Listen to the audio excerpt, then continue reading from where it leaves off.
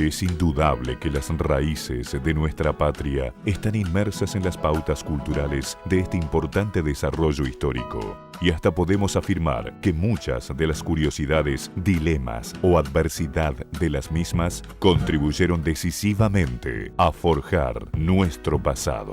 ¿Cómo va, Juan? ¿Cómo andas, Luisito? ¿Bien? Bien. Me alegro. Te convocaba acá porque quería charlar con vos algunas curiosidades relacionadas con el Congreso de Tucumán, el Congreso de la Independencia. Bueno, justamente estaba leyendo uno de los artículos que tenías en el libro y hay ciertas cosas que, por suerte, nunca nos alcanza el tiempo para charlar de todo y hay algunas cosas que te quería justamente preguntar, pero comienza, dale. Bueno, sí, en el libro tengo algunos pasajes sobre el Congreso de Tucumán que son bastante interesantes, pero básicamente quería enfocar en esta oportunidad cómo vio un testigo presencial de los hechos el Congreso de la Independencia. Son cosas curiosas que no son muy conocidas. Y me refiero a un testigo calificado como fue José María Paz. José María Paz era oficial del Ejército del Norte, en ese momento. Claro, del Regimiento de Dragones del Perú, de caballería, su arma favorita. Para la época del Congreso de Tucumán, los dragones habían sido traídos a Tucumán, que se los hizo venir de noche, prácticamente estaban desnudos, un frío espantoso, y pasaron de largo hacia, él nos cuenta, el convento de San José de los Lules, ¿sí? Perteneciente a la religión dominicana, le dice. En realidad la orden dominicana tenía un convento en Lules, y allí donde habían estado acantonados estos dragones del Perú, y dice el general Paz, a 3 leguas al sudoeste de la ciudad. 3 leguas serían aproximadamente 15 kilómetros de acá. Entonces vos fíjate, esa ubicación muy cercana a la ciudad, prácticamente en poco tiempo, un par de horas, podría estar yendo y viniendo entre Lules y Tucumán en aquella época, lo cual le dio la oportunidad de ser un testigo presencial de muchas de las sesiones que tuvieron lugar en esta casa que tenemos acá, que es la casa de doña Rosita Bazán de Laguna. De la cercanía hacia Lules, lo convierte en un testigo privilegiado de todo lo que estaba sucediendo en ese momento. Y Paz fue siempre una persona muy interesada en los asuntos públicos. Presenció varios de los debates en el seno del Congreso de Tucumán. Y sobre todo él conocía a muchos de los congresales, sobre todo los cordobeses relacionados con su provincia natal, con los cuales él tenía relación y con cuales pudo obtener algún tipo de información de primera mano sobre lo que se estaba tejiendo en el Congreso. Y en particular, ¿qué cuenta el teniente Paz en ese momento? Paz cuenta que en esa oportunidad la independencia se declaró con respecto a las Españas, dice él, y la Corona de Castilla, el 9 de julio de 1816, donde todas las provincias confluyeron sin ningún tipo de distingos en votar a favor de esta independencia patria. Pero dice que en el fondo germinaba un sentimiento de conflicto y de enfrentamiento en el seno del mismo Congreso de Tucumán. Ya en ese momento, ¿ya qué se debía o qué es lo que daba el motivo ese, Juan? Bien, prácticamente el motivo de todo esto eran las disputas que había originado José Gervasio Artigas, el caudillo uruguayo, sí. En realidad caudillo oriental, ¿no? En ese momento. Paz, fíjate que lo llama Artigas el protocaudillo, como si fuera el germen, el iniciador de todos los caudillos, el ejemplo de todos los caudillos que vinieron después a raíz de Artigas. Entonces Artigas prácticamente tenía un odio visceral a todo lo que viniera de Buenos Aires, en primer lugar. Y en segundo lugar, había constituido un ejército formado por montoneras desorganizadas que atacaban en forma sorpresiva, y fue una táctica que después adoptaron todos los caudillos que vinieron después, empezando por Güemes, siguiendo por Ramírez, por López, por Bustos, por Quiroga, por Aldao, por Benavides, y hasta el mismo Rosas, en alguna oportunidad, como no de Rosas, tomó muchas de las tácticas propias de Artigas como para enfrentarse a los ejércitos regulares de las Provincias Unidas, y en muchas oportunidades fueron bastante exitosos en estos enfrentamientos. Pero incluso me habías comentado, sí, Juan, en algunas charlas, que no participaron, no formaron parte de la independencia todas aquellas provincias que habían adherido a Artigas. Claro, es así. Artigas, con este ejército irregular que tenía, que eran los gauchos armados en montoneras desorganizadas, había constituido lo que se llamaba él la Liga de los Pueblos Libres. ¿Y quiénes estaban bajo esa digamos, tutela de Artigas? La banda oriental, lo que hoy es Uruguay, Entre Ríos, Corrientes, Misiones y Santa Fe. Es decir, todas las provincias del litoral argentino sumadas a la banda oriental constituyen la Liga de los Pueblos Libres, que, bajo las instrucciones de Artigas, no enviaron ningún tipo de representantes al Congreso de la Independencia de 1816, y así también fue que el resto de las provincias no integradas a esta Liga de los Pueblos Libres de Artigas fueron las que declararon la independencia, que los benefició también a ellos, en definitiva. Era en ese tiempo que Artigas, el célebre Artigas, hacía una guerra a muerte al gobierno general, que si tenía vicios y defectos, representaba los principios civilizadores, mientras que aquel se apoyaba en el vandalaje y la barbarie. General José María Paz, Memorias Póstumas. Eso fue por un lado. Y por el otro lado, tenemos también de que no solamente se conformó Artigas con ignorarlo, ningunearlo el Congreso de Tucumán de 1816, sino que hasta le declaró una guerra a muerte atroz, dice el general Paz, a las Provincias Unidas, en la persona de sus representantes, que eran el director Juan Martín de Pueyrredón, director supremo, y el Congreso de Tucumán, que había declarado la independencia. No escatimó ningún tipo de medios en invadir las Provincias Unidas cuando tenía oportunidad, sabotear las comunicaciones, interceptar cargamentos de municiones, de provisiones o de dinero para el ejército del norte,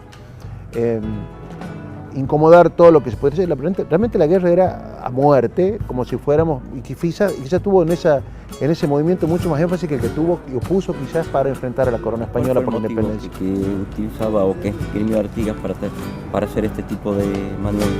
Bueno, eso si querés te lo cuento enseguida, ¿puede ser? Sí, dale. Dale.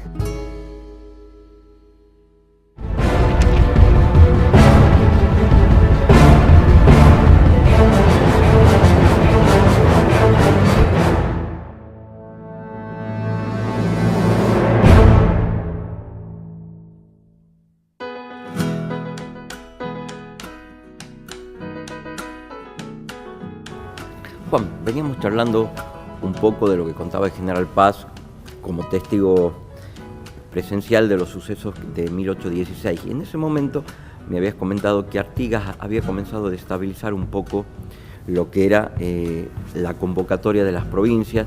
Él habrá tenido sus motivos, pero me interesa saber más que nada qué tiene que ver Artigas con las divisiones que se estaba presentando en ese momento acá. Claro, entiendo tu pregunta, es bastante lógica, porque si la Liga de los Pueblos Libres, que era el grupo de provincias que respondía a Artigas, no mandó representantes, ¿quién se había peleado acá si no vino Artigas, o no vinieron gente de Artigas? Pero eso no es tan así. El problema era la provincia del general Paz, Córdoba. Córdoba tenía diputados cordobeses, que eran 4, que habían venido al Congreso de Tucumán. Y ellos fueron los que tuvieron un enfrentamiento muy importante, sobre todo con los diputados de Buenos Aires, que estaban siendo acompañados por los representantes de las demás provincias. Entonces hubo un enfrentamiento muy importante entre el grupo cordobés y el resto de los diputados. En esta pulseada vos sabrás quién habrá ganado y quién habrá perdido. Eran muy pocos los cordobeses contra el resto. Con los cordobeses. He aquí el tema. Uno de los diputados cordobeses al Congreso de Tucumán era el padre Miguel del Corro. Miguel del Corro había sido diputado por la provincia de Córdoba a la Liga de los Pueblos Libres, es decir, que del Corro participó tanto en el Congreso que hizo Artigas como en el Congreso de Tucumán, en ambos. Y no sería de extrañar que Artigas le hubiera pedido que vaya él, quizás como un espía o un emisario, con los representantes cordobeses para ver qué pasaba y qué onda había en el Congreso de Tucumán, como efectivamente fue. Córdoba, pese a no pertenecer a la Liga de los Pueblos Libres, tenía una muy buena sintonía, muy buena relación con Artigas. Tal es así que habían mandado representantes de ellos a la Liga de los Pueblos Libres, a este congreso que armó Artigas en forma previa al Congreso de Tucumán. El gobernador de Córdoba era José Javier Díaz, simpatizaba mucho con Artigas, le tenía mucha buena predisposición y sobre todo había caído bien entre la gente ilustrada de Córdoba.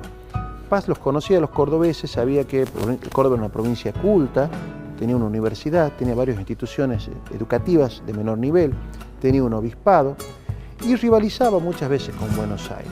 Entonces a Córdoba no le caía bien que siempre todo se centralizara en Buenos Aires, el centralismo porteño que ya desde entonces empezaba a tener énfasis y que hoy en día a veces lo vivimos cotidianamente. Bueno, en aquel momento Córdoba se oponía. Y esa oposición fue la que se llevó al Congreso y muchas de las posiciones se discutían donde Córdoba tenía una posición minoritaria opuesta a la de los representantes por la capital. Eso fue lo que se discutió en el Congreso y esa fue la razón de las tirantes, detrás de las cuales estaba el mismo Artigas fogoneando este tipo de diferencias. Ahora, es muy probable que el general Paz haya conversado con sus representantes, sus comprovincianos en el Congreso, y él no entendía muy bien esta diferencia porque él veía a Artigas como símbolo del atraso, como símbolo de digamos, del poco apego a las normas, a que haya una legislatura, un Congreso que controlara los actos de gobierno, que tuviera algún tipo de límites, como después que fue... regulasen un poco lo que es la vida política en ese momento. Que hubiera un factor democrático que contrapesara quizás a veces las tendencias del Ejecutivo de expandirse y de avanzar sobre los derechos de los ciudadanos. Como de hecho el Congreso de Tucumán decía, a pesar de sus diferencias que había, de sus falencias y los vicios que pudo haber tenido el Congreso de Tucumán, como el directorio del general Juan Martín de Pueyrredón, eran el esfuerzo más importante que se había hecho en las Provincias Unidas para institucionalizar y dar un marco y un camino ordenado y democrático. Claro, un marco regulador en la convivencia de esta nueva nación emergente. Mientras que se seguía enfrentando a la amenaza de España, ¿sí? La amenaza de Portugal. Entonces era un esfuerzo importante de todas las provincias para hacerlo a pesar de sus falencias. Entonces que era mucho más práctico, mucho mejor, consideró el general Paz, que dejar de lado todas las tendencias particulares, en este caso como Artigas le daba más preponderancia a sus afanes autonomistas, para luchar por un objetivo común como era la guerra de la independencia. Sin duda, estos diputados y dirigentes se engañaban, como después lo han conocido y lo han confesado. En esta, como generalmente en todas las discordias civiles, difícil sería hallar la justicia exclusivamente en uno de los partidos. Por lo común, ambos pasan los límites que marcan la equidad y la conveniencia públicas. General José María Paz, Memorias Póstumas. Años después, nos cuenta el general Paz que ya se volvió a encontrar con estos diputados cordobeses que habían hecho tanta oposición furibunda a veces a sus colegas porteños en el seno del Congreso de Tucumán, quizás detrás de estas mismas puertas. Y nos comenta de que muchos de ellos se arrepintieron de haber tomado esa actitud, pensando que hacían un bien a los fines de atemperar un poquitito el excesivo centralismo de estos diputados porteños por Buenos Aires. Y al darse cuenta de que quizás con esa actitud fogonearon, sin querer, de este caudillismo que propuso Artigas, fogonó Artigas, y después generaron estos caudillos arbitrarios que generaron realmente atrocidades en la Argentina. De anarquía y demoraron la organización nacional más de 37 años a raíz de este surgimiento de estos caudillos. Ahora te saco un poco de lo que son... cosa que en Chile, fíjate, no tuvieron caudillos y se organizaron al instante inmediatamente después de la independencia. Ahora te saco de los diputados en particular, de la situación de los diputados en particular, te vuelvo al ejército. ¿Cómo reaccionó el ejército? ¿Qué partido tomó el ejército en ese momento? Bueno, el tema es así. El ejército del norte... Te pregunto por lo que estaban cerca. Sí, seguro. En el ejército del norte, en 1815, había emprendido la tercera campaña del Alto Perú al mando del general José Casimiro Rondó. José Rondó era un excelente tipo, una muy buena persona, realmente una persona muy carismática. Nunca nadie pudo hablar mal de él, porque realmente era una buena persona y todo el mundo lo estimaba. Ahora, como general, un desastre, un cero a la izquierda. En su vida ganó una batalla. Los principales desaciertos que tuvo el Ejército del Norte en la tercera campaña del Alto Perú se debieron al manejo muy poco profesional como general que hizo Rondó. La derrota de Sipe fue realmente catastrófica y todo el Ejército del Norte perdió lo que se había ganado en el Alto Perú durante 1815. El tiempo pasaba y nada se hacía, ni aún se pensaba. ¿Acaso alguno creerá que se reemplazaban las bajas con reclutas? Nada de eso. Otro juzgará que a lo que se conservaba se le daba mejor forma, adelantando la instrucción y disciplina. Menos. Cualquiera se persuadirá que, echando la vista al porvenir, se ocupaba el general de preparar recursos para lo sucesivo. Tampoco. Se me dirá entonces, ¿en qué se pensaba pues? Y contestaré que, en nada. Se vivía con el día, y cuando más se ocupaban las notabilidades del ejército en intringuillas despreciables. Los hombres de juicio y sensatez como Arenales, Diego, Balcarce y algunos otros estaban anulados y deploraban en secreto los males públicos más que su propio desaire. General José María Paz, Memorias Póstumas. Tuvimos entonces a fines de 1815 el Ejército del Norte en Humahuaca y en Jujuy, y se le ordenó retroceder hacia la villa de Las Trancas, la actual ciudad de Trancas, en la frontera norte de Tucumán con Salta, es decir, en esa época a 20 leguas de la ciudad de Tucumán, aproximadamente 100 kilómetros. ¿Y cómo es que llega a Lules? Bueno, tenemos entonces al Ejército del Norte en Trancas, tenemos al Congreso de Tucumán prácticamente convocado para entrar a reunirse en San Miguel de Tucumán a principios de 1816, y es así como es el cuadro de la historia que te voy a contar a continuación. Dale. Entremos por acá, ¿querés?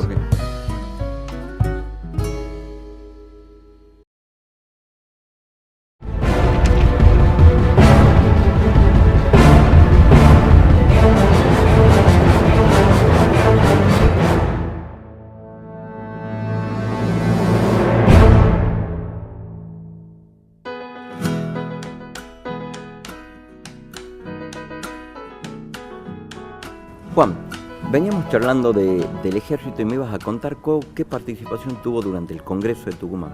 Bueno, originariamente el Ejército del Norte venía derrotado de Sipe-Sipe.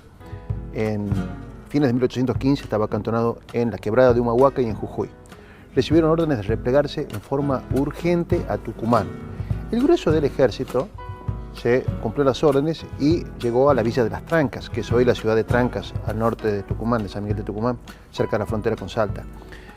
Pero el general Paz venía con los Dragones del Perú. Los Dragones del Perú era un regimiento de caballería que siempre estaban a cargo de cubrir las espaldas de sus compañeros, la retaguardia.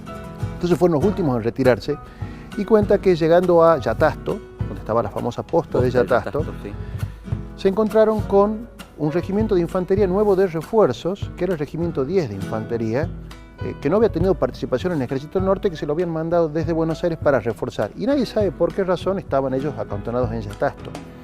Y muy al norte. Demasiado al norte. La cuestión es que dice que, bueno, tanto los dragones que venían ya, te imaginas, ajetreados porque habían estado en campaña, habían estado luchando prácticamente sin ropa y con todos los fragores de la lucha, se encuentran con este regimiento de refresco que venía todo limpito con sus uniformes impecables, que era el regimiento 10 de infantería, y nos cuenta una curiosidad también. Estaba siendo comandado por un coronel, Francisco Antonio Pinto, y la curiosidad es que este coronel era un coronel chileno. ¿Chileno? ¿Qué hacía un chileno, digamos, al frente de unas tropas de las Provincias Unidas del Río de la Plata?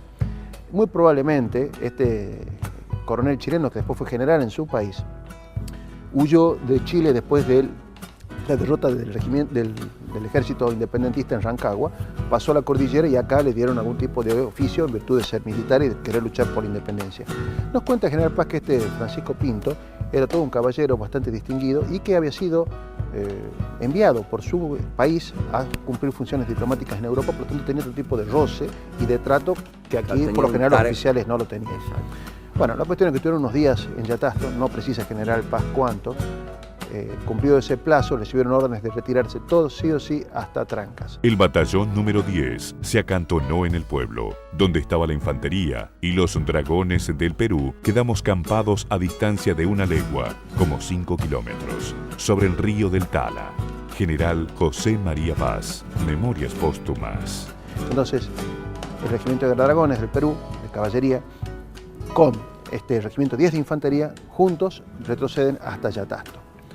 Y nos cuenta también otra curiosidad. Llegando a Yatasto estaba el general Rondó y ya se había empezado a circular, a correr la voz de que el Ejército del Norte iba a tener un cambio en el jefe. Se lo iba a reemplazar a José Rondó, al general jefe del Ejército del Norte, por el general Belgrano, que acababa de llegar de Europa y había sido convocado por el Congreso de Tucumán a dar cuenta de sus gestiones diplomáticas en Europa. Claro, que había ido a Inglaterra, todo justamente para conseguir adhesión. Exacto. El Congreso se lo llama para que cuente cómo le había ido en Europa, pero viendo también que Rondó, un poco su gestión había sido un desastre, el desastre de Sipe-Sipe fue realmente brutal. Entonces decidieron reemplazarlo por Belgrano, que había tenido siempre un papel muy decoroso al frente del Ejército del Norte, tanto en la victoria como en la derrota. Entonces nos cuenta General Paz que en ese momento empezaron a haber intrigas en el Ejército del Norte. ¿Vos te acordás de Domingo French, el famoso Chispero de Mayo? Chispero de Mayo. El coronel, que seguía siendo coronel en ese momento, estaba en el Ejército del Norte, era muy amigo de Rondó. Con el coronel Pagola, juntos empezaron a tramar una forma de oponerse a que Belgrano se hiciera nuevamente cargo del Ejército del mando del Ejército del Norte, cuando en realidad el Ejército del Norte era de él. Bueno, en realidad él había sido ya un jefe anterior del Ejército del Norte. Entonces, estos oficiales empezaron a tramar una especie de golpe de Estado, de conspiración, muy similar a la que el mismo Ejército del Norte a principios de 1815 había hecho cuando se rumoreaba que el general Rondó iba a ser sustituido por Carlos de Alvear. Carlos de Alvear, que después fue director supremo, todo el mundo se opuso a que se hiciera cargo del Ejército del Norte, se negaron a obedecerlo, y Carlos de Alvear tuvo que pegar la vuelta y retroceder porque sabía que el Ejército del Norte no lo iba a obedecer. No lo iba a apoyar. Entonces, ¿En qué termina esto, Juan? ¿Cómo llega? Bueno, vos fíjate que nos cuenta el general Paz que a él un poco lo sondearon para saber qué iba a hacer si es que hacían esta movida de oponerse a que Belgrano nuevamente se hiciera cargo del Ejército del Norte. Y él dice, bueno, cuando llegaron estas versiones a mi regimiento, el mío se opuso completamente. Me imagino que lo mismo les debe haber ido con los demás cuerpos, porque después dejaron ya de insistir con esta trama de este mini golpe de Estado para deshacerse del general Belgrano. Además, el general Belgrano era un general muy querido. Era muy respetado, muy querido, realmente todo el mundo se le sacaba el sombrero, y era muy reciente todavía el recuerdo del general Belgrano cuando los encabezó en Tucumán, en Salta, y aún en la derrota de Vilcapugio, y Ayohuma también. Entonces, él dice que fue realmente una desazón que deben haber sentido estos conspiradores cuando se dieron cuenta de que no tenía cabida esta movida, este motín. Llama la atención en este tema la participación de Domingo French, porque si vos te acordarás, estamos en el año 1816, 6 años atrás. Exacto. Integraba el Partido Morenista junto con Belgrano. Es raro lo de French. Y es raro lo de French, y ahora uno lo ve tomando partidas por los enemigos de Belgrano. ¿Cómo terminó todo esto? Bueno, cuando trascendió este motín, esta sublevación o intento de sublevación del Ejército del Norte, se decidió inmediatamente mandarlos a Buenos Aires al general Rondó, al coronel French, al coronel Pagola y todos los demás jefes que habían tenido algún tipo de insinuación de participar en este movimiento, dejándole al general Belgrano prácticamente libre las manos como para poder hacerse cargo. Nada hostil dentro del ejército al cual volvía. Claro. Entonces Belgrano se hace cargo en trancas de la jefatura del Ejército del Norte, se la entrega a Rondó, pues no le queda otra. Rondó vuelve a Buenos Aires y Belgrano ordena que todo el ejército retroceda hasta San Miguel de Tucumán. De este modo, concluye Paz, el general Belgrano quedó sin oposición y en actitud de dar la impulsión que deseaba para mejorar el estado del ejército. Se recibió del mando y pasó una revista en trancas, marchándose luego a Tucumán y dando orden que le siguiese el ejército. General José María Paz, Memorias Póstumas. Nos cuenta el general Paz que ese retroceso se hizo con un relativo orden, que primero ingresaron todas las distintas tropas veteranas del ejército y se acantonaron, dice, las tropas veteranas del ejército en el cuartel de la Ciudadela. Vos te acordarás que el general San Martín, cuando estuvo en Tucumán, ordenó construir una especie de fortificación que nunca se terminó de construir en la Ciudadela, que es hoy en la Plaza Belgrano. Dice general Paz que eran 1 o 2 galpones medio inservibles y que hubo que ponerse a construir nuevamente las barracas, las viviendas para que las tropas se pudieran alojar, para que pudiesen llegar. Pero lo hicieron de forma inmediata, un poco con la ejecutividad que era típica de Belgrano, de poner manos a la obra ante las situaciones más difíciles y adversas. Nos cuenta también que el flamante regimiento 10 de Infantería, que venía con este chileno, con el coronel Pinto, se lo decidió alojar en el convento de Nuestra Señora de la Merced, donde hoy funciona la Escuela Sarmiento y donde funcionaba el antiguo recinto de sesiones de la legislatura de Tucumán. Claro, entonces quedaba el regimiento Nobel aquí en la ciudad y el más veterano quedaba... Los más veteranos estaban en la ciudad. Ahora, dice, cuando le tocó llegar a la retaguardia, que era nuevamente llevada a cabo por los sufridos veteranos del regimiento de dragones del Perú, dice que cuando pasaron por la ciudad no había lugar para ellos alojarlos, no había alojarlos ni en el convento de San Francisco, ni en la Merced, la Ciudadela prácticamente no tenía lugar. Claro. Entonces les ordenaron que siguieran marcha a eso de la oración, dice el general Paz, que llegaron, que lo hacía tipo a la nochecita. Claro, 7, 8 de la noche. Que siguieran el lago caminando o en el caballo hacia el convento de Lules, que es donde se recluyó el regimiento de granadores de dragones del Perú. Es por eso que el general Paz estaba allí, allá en Lules. Ahora él dice que claro, que era de noche, era fresco, venía en detalle gentil, sin abrigo, con la ropa destrozada después de las campañas, sin cambiarse, sin bañarse, después de tanto tiempo en campaña, y tuvieron que pasar esa noche en frío por la ciudad, digamos de largo, sin ni siquiera comer nada, hasta llegar al convento de los dominicos en Lules. Y allí se encontraron con ¿quiénes? Se encontraron con los dragones de la Patria, que eran otro regimiento de dragones también que había, que tenía mucha rivalidad con estos dragones del Perú, y se encontraba con un minúsculo un minúsculo escuadrón del Regimiento de Granaderos a Caballo de San Martín, que habían tomado parte también de la campaña al Alto Perú. Granaderos. Granaderos a caballo que estaban allí. Juan. Fue preciso seguir. La noche era fría y húmeda. Llegamos a medianoche y tuve que pasarla toda sin tener con qué cubrirme. En los lules encontré ya acantonados a los granaderos a caballo, que eran 2 escuadrones sumamente diminutos, y otros 2 de dragones de la patria que no eran más numerosos. Con los 2 dragones del Perú se contaban 6 esqueletos de escuadrones que no llegaban a 400 hombres, que era en lo que consistía toda la caballería del ejército. General José María Paz, Memorias Póstumas. Dice que los granaderos al poco tiempo de llegar recibieron órdenes de su jefe, que ya era gobernador intendente de Cuyo, para que fuesen hacia Mendoza preparándose... General San Martín. Claro, exactamente. Para prepararse para la campaña de los Andes, que estaba próxima a iniciar a fines de 1816. Y quedaron acantonados en los lules la caballería de los dragones de la patria y de los dragones del Perú. Y quedando acá en Tucumán, entonces el resto de la infantería veterana en la ciudadela y la infantería novata recién llegada en el cuartel del convento de la Merced. Y bueno, entonces, ¿qué pasaba en el Congreso a todo esto? Correcto, ¿qué pasaba en el Congreso había que dotarle de una custodia, de una guardia y sobre todo de un cuerpo que mantuviera el orden en la ciudad para evitar que hubiera alborotos, atentados contra algunos de los congresales, ese tipo de cosas que pueden llegar a ver. Entonces el general Belgrano decidió encomendarle a estos recién llegados, a estos novatos del Regimiento 10 de Infantería, la carga de ser la custodia de las sesiones del Congreso de Tucumán. Mira qué interesante. Y así fue que ¿por qué? Porque tenían el uniforme en condiciones, estaban más o menos presentables, ¿sí? Ante el Congreso, que era la máxima autoridad legislativa de la República, de las Provincias Unidas en aquel momento.